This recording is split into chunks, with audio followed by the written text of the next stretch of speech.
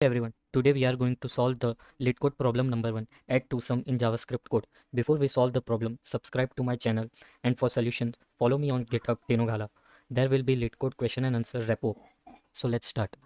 To solve this problem, we are going to make a variable to sum and going to run a function with the parameters of nums and target. Nums will be the array given to us, and to achieve the target, we are going to solve the problem with two for loops. First for loop we will run with the ith index, and the second for loop will be the jth index, that is I plus 1. We will go to the nums.length, and to check the condition we will use if condition, that is nums of j plus nums of I, that is equal to target. If we achieve the target, we will return the indexes of I and j. In the first example we got 0 and 1 as an output, so 0 is 2 and 1 is 7. 2 plus 7 is target, we have achieved 9. Example 2, 1 and 2 is the index, 2 plus 4 is equal to 6.